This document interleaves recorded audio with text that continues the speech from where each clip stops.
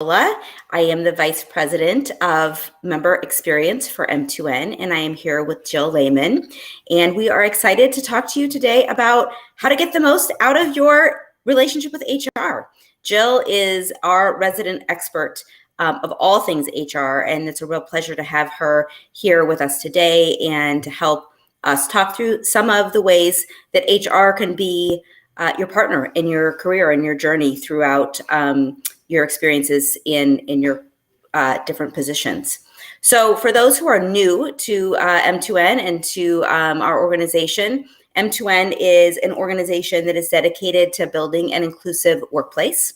And we do that through our app, Empower, which is connecting underestimated professionals with job opportunities, original content, curated content, and a community of like-minded professionals.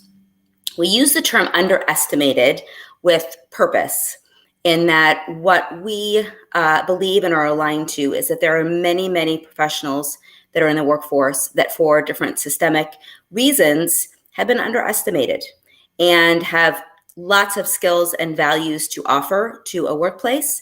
And through Empower, really reframing that, having new discussions about that, giving people voice, understanding their value, being able to articulate their value, and really creating inclusion within our workplace. So with that, I would like to ask Jill to introduce herself and tell us a little bit about your journey and how you got here with us.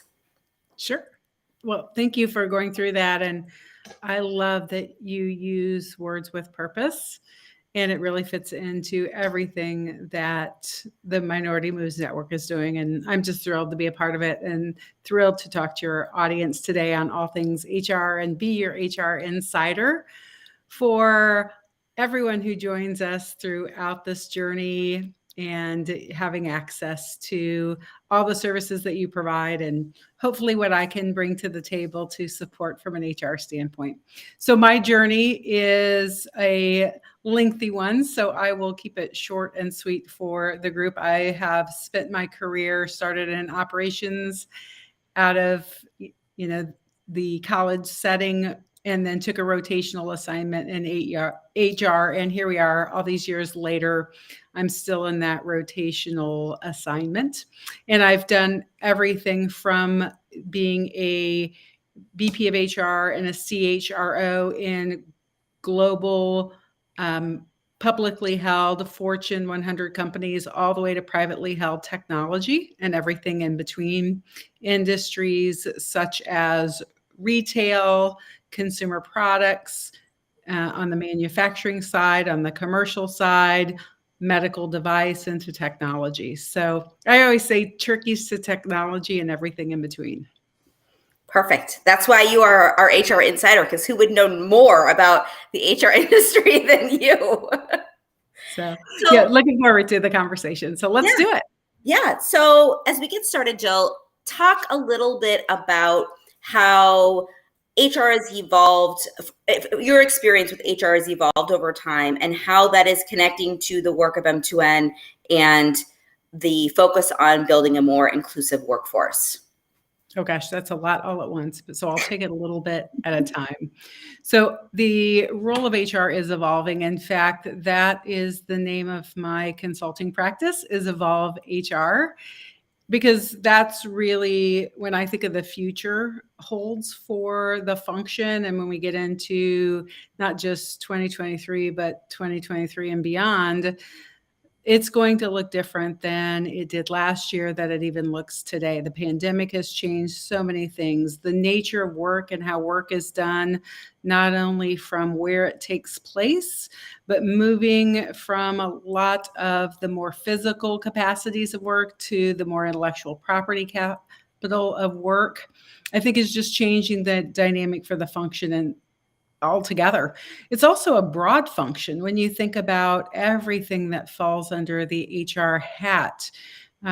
It's not only the compliance and the administrative and making sure payroll and benefits happen, but it's moved into the areas of talent acquisition and the strategy on how we bring talent into the organization, which we all know is sales and marketing in disguise, to how we vet to make sure that talent is the right talent, how we onboard that talent in our organization to get them to productivity, to get them ingrained in our culture, our environment, the work that we do, the clients that we have, all of those aspects.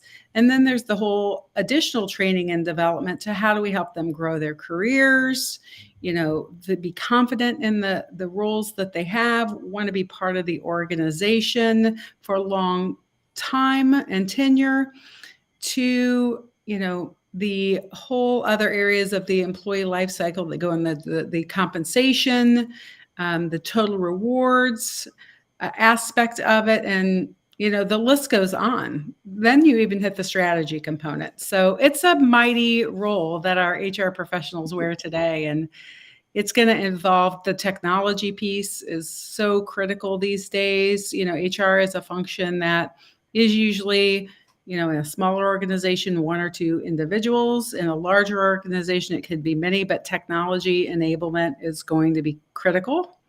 And making sure that all of the tools and systems that you're using are linked.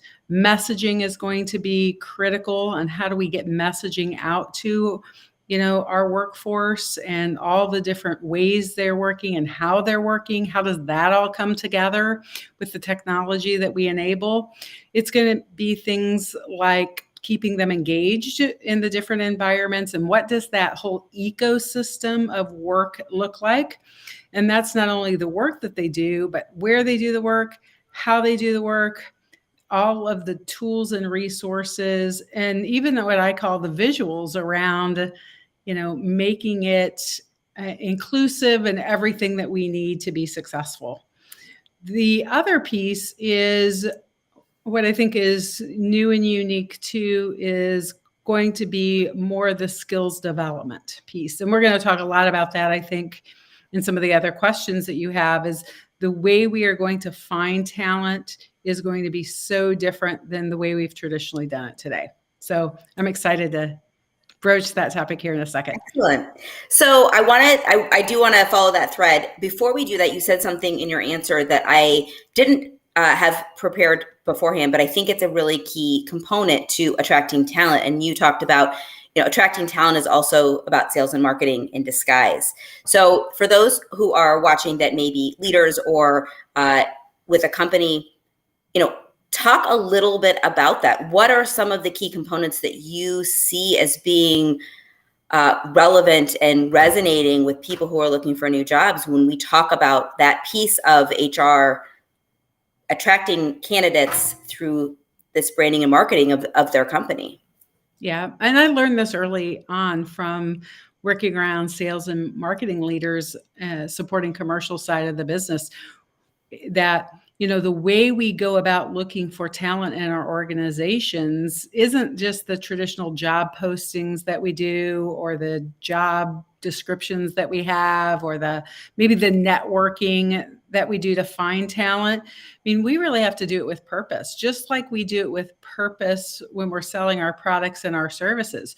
Who are our avatars? So what is the type of talent that we're looking for? What are the skills, the competencies, the experience, or the transferable skills that they have or need to be successful in our environment? And then where do those people reside? And how do we want them to find us, connect with us? And why should they come and join us as an organization? It's no different than how do they find us, connect us with our products and services, but why do they want to buy from us? So the philosophy is the same. How do you build that funnel at the top? And then how do you take that funnel and get it down to those qualified candidates, or in the sales word, qualified leads, to be successful in your organization? For sure. So I hope that answered your question. Yeah, no, I think that you really articulated from a big picture. Obviously, Empower, hopefully, the plan will be to be part of that sales and marketing tool for companies, right? You want to identify a diverse and expanded talent pool. Empower is the place to do that. You can position your company to be somebody who is actively seeking an inclusive workforce and have access to those candidates, have that forum, that platform in order to have those discussions. So, I think what you said aligns really well with what we're building in Empower, and does give companies that opportunity to market their employment opportunities to the candidates that they're trying to find. So let's talk a little bit about skills-based hiring. Obviously, you and I got to meet for the first time in person at a conference talking about skills-based hiring. We were both there for TechPoint's launch of Mission 41K. And the whole discussion that day was about skills-based hiring and how that really is the key component to building a more inclusive workforce, because it allows candidates from all different pathways to be potential good fits for jobs based on the skills that they possess, not necessarily their university pedigree or other factors that we've used maybe in the past to be our stronger evaluator. So talk to me from your standpoint of an expert in HR. How does that work? What does that look like? And your thoughts on skills-based hiring. Yeah, well, it's another reason I love TechPoint and what they're doing with Mission 41K. Another reason that the work that you're doing is so important with Minority Move Network, because this has been a long time coming. And I'm super excited that our non-traditional candidates and our skills-based hiring is getting the attention it deserves, because we have been leaving in organizations so many talented people on the table with our traditional mindset and the way that we think about the right talent for our organization. Transitional skills is so critical or key, or taking people that meet our core values, that have interest in what we do, and teaching them how to be a part of our organization and be successful. There are so many, when you think of that underestimated community that you talked about, when you think of women returning to the workplace, when you think about our vets that are coming out of military service, and the list goes on of these areas that we've not really viewed as hotbeds for talent. And they're extreme. They're not hot. They're on fire with people that have transferable skills, interest in joining our organizations. And we've not figured out how to unlock it in companies. And now it's time. And the way we do that is we have to rethink work. We have to rethink about what the candidate profile looks like. We have to rethink how we onboard individuals into our organization, and really try to capture what does success look like, and what are those key attributes that lead to success, so we can tie those things back to now then what are the skills that we need, and then what skills could a person possess and where could that come from, or what can we train. And it always doesn't start with degrees in education, right? That could be an important component for some roles, but for the most part, success happens because of an individual's innate ability to do the work and do the work well and have interest in the work that they do, right? It fits their why. It fits their meaning. It delivers something for them where they get to use their, given gifts, talents, abilities, or they get to develop these gifts, talents, and abilities for them to be successful.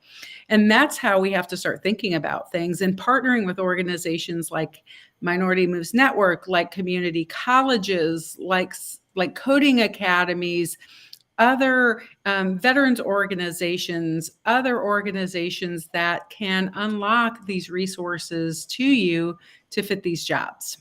Mm-hmm, for sure. One of the things I found remarkable when we were in that conversation at the Mission 41K launch was how many individuals are just completely eliminated from the talent pool when you put on the bachelor's degree requirement. Of all Americans, 63% don't have that, the bachelor's degree. Then when you start talking about Black professionals and Latinx professionals and females, it gets into your 70s and 80%. that's in part why we don't have diverse talent pools, is because we put these degree requirements on our job descriptions just because we always have. And what I like about this approach of skills-based hiring is taking a moment of pause to say, are these criteria, is this job description we've used for the last 10 years for this job really the job that we're asking people to do? Are these the skills that they really need?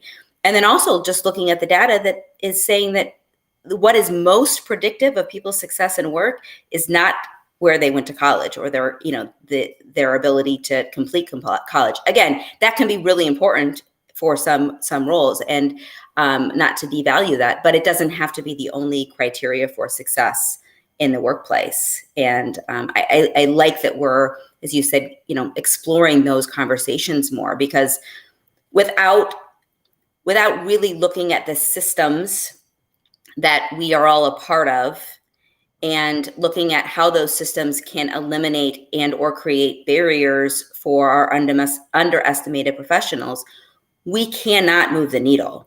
You can't move in a system that doesn't allow you to enter. And so these are, to me and to the leadership at M2N, important conversations to be having to make sure that we're building inclusive workplaces. You're spot on. You're spot on with the work that you're doing. The message that you're sharing here, it's all about thinking differently, removing our own biases that exist in what we think good looks like, right? And giving people opportunity, right? Mm-hmm. That's what our country was built on. If you really think of the foundation, was giving people opportunity, immigrants opportunity coming to this country, individuals opportunities, no matter what their path has been, looks like. We need to bring that back in the workplaces and eliminate these ideals that we have of what, is, we need this experience or we need this degree for success. Because when you peel back the layers, you're absolutely right. That's not typically what's driving success. It's the individual's ability to learn. It's the individual's passion for the work. It's the individual's wanting to make a difference and connected to the mission and the organization. That's usually what breeds success, not the pedigree that they have, not, that they worked in this competitor. In fact, sometimes you're limited by some of those things because you don't get the diversity of thought. You don't get the new ideas. You don't get the innovation. And I could talk on this subject for hours because I'm so passionate about our workplaces have to change. They have to think about differently. And if you think about it, it's freeing. It's freeing from our old ways of thinking and the boxes that we've put ourselves in and our candidates in.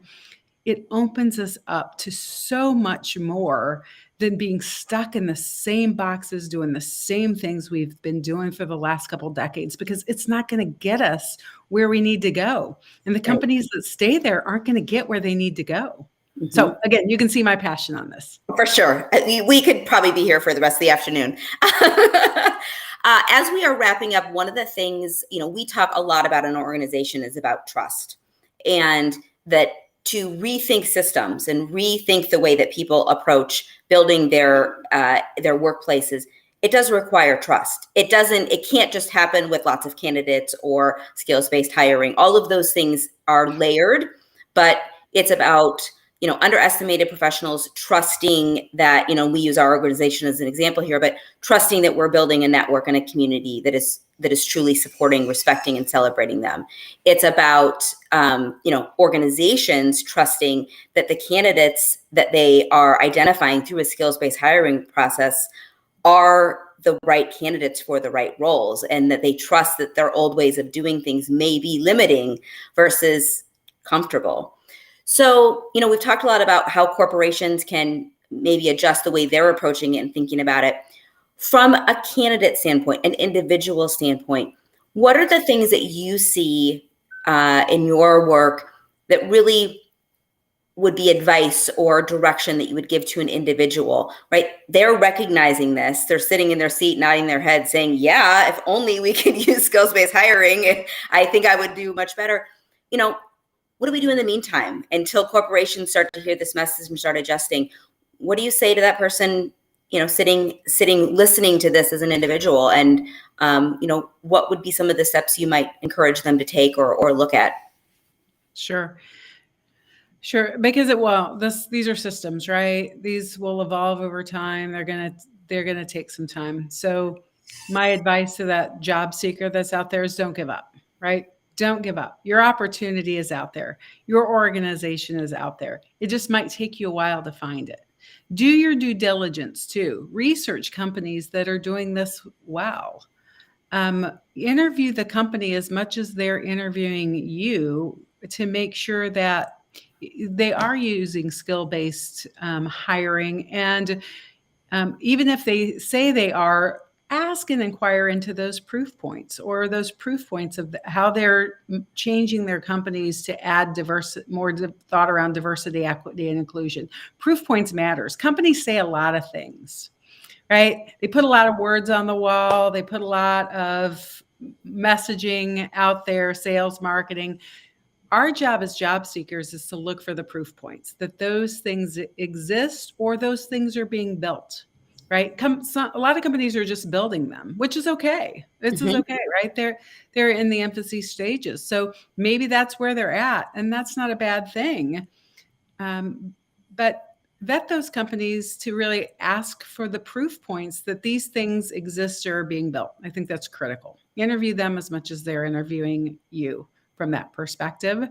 And I think, be able to tell your story, what you're good at, how you can bring that specific organization you're interviewing with value. And that starts with looking at that job description and being able to say, even if it's still more traditionally written, how my skills are transferable and be able to give specific examples. But use that job description as your pathway to success, because that's where the employer is really telling you, this is what we need. So if you don't fit those in the box, tell them how you get as close to the box as possible, right? Which is, I have these transferable skills that would fit nicely in this role. And I think about an example is that I work a lot with military veterans and career transition with some of the other organizations that I work with. They have great project management skills. They're masters in logistics. They are amazing leaders, discipline, all those things. Companies are craving those. And being able to show how those skills that you've had could be applied in the workplace through demonstrated examples, I think will give you a leg up. Because in the end, that's what the employers are looking for. Show me how the experience you have or the passion that you have can make a difference in my organization and in this position. Yeah, I think that's great advice. I love your term of proof points. Probably going to steal that. I think it's a great way of just, saying, are they walking the walk and talking the talk, and is there evidence of that commitment? Because as you said, it's easy to write words. It's very difficult to follow through with those ideals when there are different priorities at play and you have to make choices. That's when that gets difficult. So I really appreciate that. So a little plug for Empower and a little plug for Jill as we wrap this up. So Empower will be launching into its beta testing phase soon. So if you liked this conversation and you thought that Jill had some amazing things to offer, which she did, Jill is one of our Founding Voice content creators. And so what that means is in our app, Jill will be coming in, weekly, maybe even twice a week with different topics, different things to talk about, different things to share her insights. So, Empower will be a place where you can go for this kind of advice. It's also a place where you can go for inspiration. It's a place you can go for connections with companies that do have demonstrated proof points. So our website, www.m2n.us, you can sign up to be on our wait list. And these conversations with Jill will be happening all the time, and we are grateful to have Jill as part of our platform. She, as you can tell, brings a wealth of experience, perspective, and for that, we are really appreciative. Jill, any closing words on your end? No, thank you for, letting me join you today to talk about some topics that I'm really passionate about, to be a part of what you're building here. I've been involved with it since the beginning. This is something I think once it's launched, people are going to really just gravitate to. It's needed out in our world and the mission that you're doing. And our companies need this, our job seekers need this. So kudos to you all. And I'm just happy to be a part of it and share those HR insights and be your insider. Thank you. We are very grateful, and let's do it again sometime soon, now that we know how to do it. Let's do it again now that we know what we're doing and we're on the platform and we're live. Let's go. That's right. All right. Have a great day, everyone. Thank you.